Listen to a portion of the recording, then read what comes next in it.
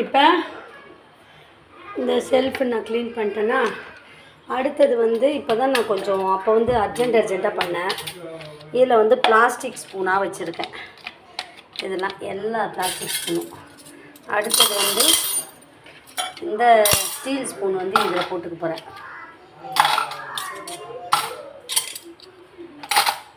நம்ம இந்த மாதிரி ஸ்பூன் எல்லாம் ஒரே இடமா வச்சாதான் நமக்கு ஈஸியாக இருக்கும். தேட தேவையில்லை. எப்பவுமே ஸ்பூனு, கத்தி, இந்த பீலர், இந்த தேங்காய் கட் பண்ணுறது இது மாதிரிலாம் எல்லாம் ஒன்றா வைக்கணும்.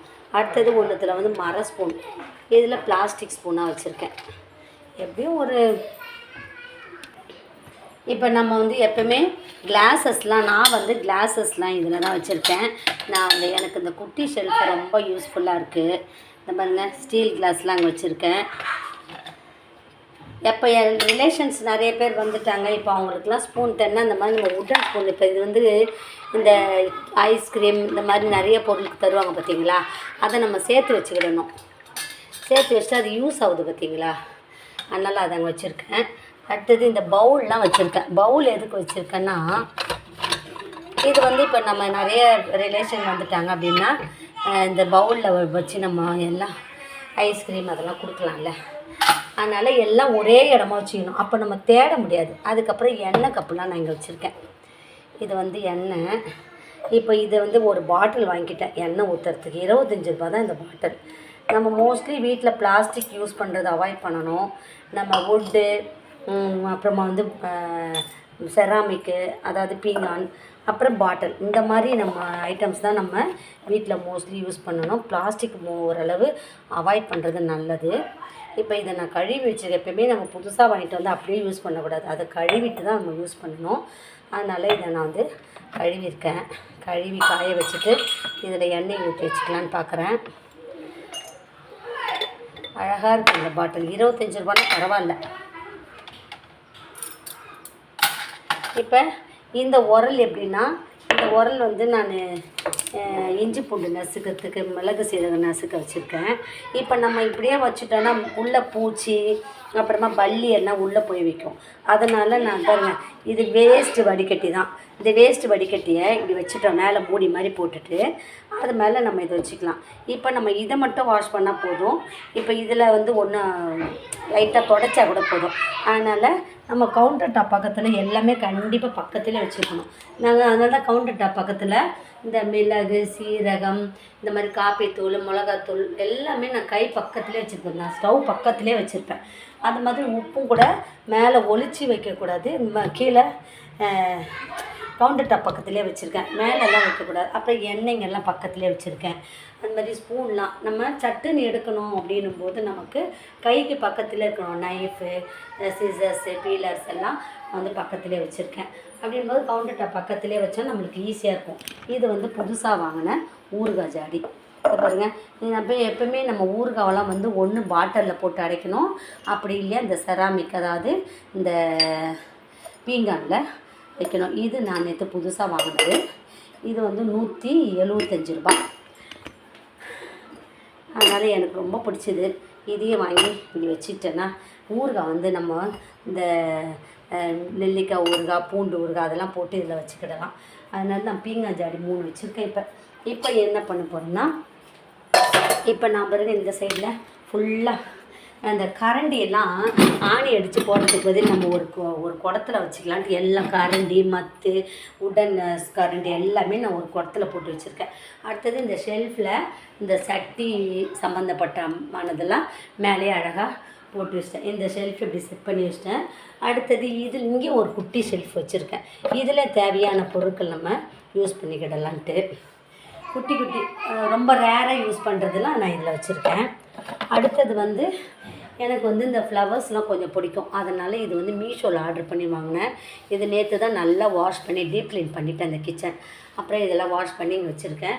இதில் வந்து கப்பன் சாசர் வந்து இது வந்து பித்தளை. இது வந்து 450 ஒரு செட்டு. அதனால் எனக்கு ரொம்ப பிடிச்சதுன்ட்டு ஒரு 4 செட்டு வாங்கிட்டேன். அடுத்தது இதுவும் மீஷோவில் ஆர்டர் பண்ணது தான். எனக்கு ரொம்ப பிடிச்சது. இது வந்து ஸ்டிக் பண்ணோம், ஆனால் ஸ்டிக் பண்ணது விழுந்துருச்சு. அதனால் நான் இப்படி செட் பண்ணி வச்சுக்கிட்டேன். இதுவும் அந்த மாதிரி விழுந்துருச்சு. நான் இதில் சும்மா அந்த காய்கறி கட் பண்ணுற உடன் இந்த கட்டர் வச்சுருக்கேன் பேடு. அடுத்தது வந்து இங்கே வந்து மீஷோவில் ஆர்டர் பண்ணி வாங்கினேன் ஸ்டாண்டு தான். இங்கே இதை வச்சுருக்கேன். அடுத்தது ஃப்ரிட்ஜு இங்கே நான் வச்சுருக்கேன்.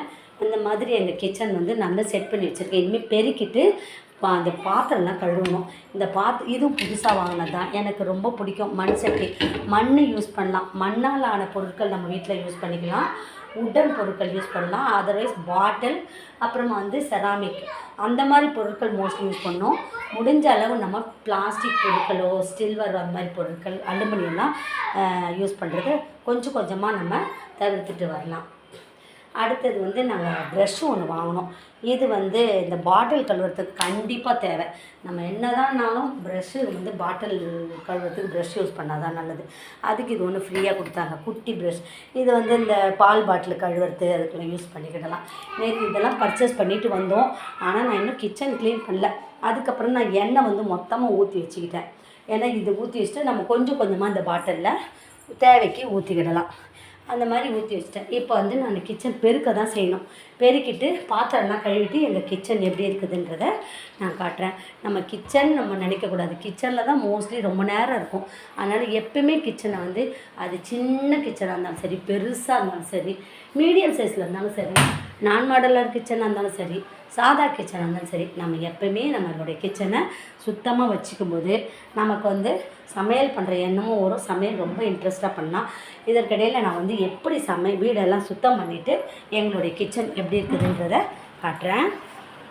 கவுண்டர் டாப்பையும் நல்லா தொடச்சிட்டு எப்பயுமே நம்ம ஒரு நாளைக்கு 1 டைம் தொடச்சே ஆகணும். கவுண்டர் டாப் க்ளீன் பண்ணிவிட்டு இந்த பாத்திரத்தெல்லாம் வெளியில் போட்டு கழுவ போகிறேன். அப்போ தான் நல்லா க்ளீனாக கழுவணும். மாவு ஊற்றிச்சுன்னா அது உடனே தொடச்சிட்டேன்னா, இந்த கேஸ் ஸ்டவ்லாம் கூட சூடாக இருக்கும்போது தொடச்சிட்டா சாதம் வடியுது பார்த்திங்களா, சாதம் பொங்கி கொட்டும், அந்த பருப்பு வடிகிற தண்ணி அதெல்லாம் நல்லா ஈஸியாக சூடாக இருக்கும்போதே தொடச்சிடலாம். ஆறுன பிறகு துடைக்கிறது ரொம்ப கஷ்டமாக இருக்குது இல்லை.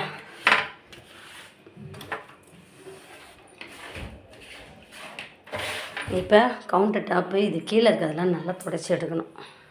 நம்ம இந்த பூண்டெல்லாம் இந்த மாதிரி மொத்தமாக போட்டு வெளியில் தான் வைக்கணும். இதெல்லாம் உள்ளே வச்சுருக்கணும். பூண்டு வெளியில் வச்சுக்கணும். அடுத்தது நம்ம லைட்டர் எப்பவுமே இப்படி தெரிகிற மாதிரி வச்சுக்கிடணும். அப்போ தான் லைட்டர்லாம் ரொம்ப அடிக்கடி லைட்டரு, இந்த மிக்ஸி, இந்த குக்கரோட வெயிட்டு இதெல்லாம் அடிக்கடி காணாமல் போகும். அதெல்லாம் மட்டும் நம்ம அடிக்கடி நம்ம கைக்கு தெரிகிற இடத்துலையே புழங்குற இடத்துல வைக்கணும். பாத்திரத்தை கழுவுறது பெருசு இல்லை. இப்போ இதை அடுக்கி வைக்கணும். அடுக்கி வச்சுட்டு மீன் குழம்பாரு வைக்கணும். வஞ்சர மீன் வாங்கி வந்திருக்காங்க. அதை இந்த சட்டியில் வைக்கலாமான்னு பார்க்குறேன்.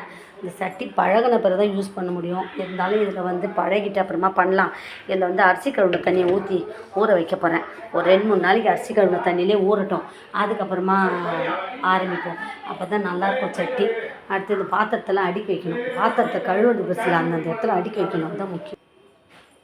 நல்லா கிச்சனில் நல்லா க்ளீன் பண்ணிட்டேன் எல்லாமே.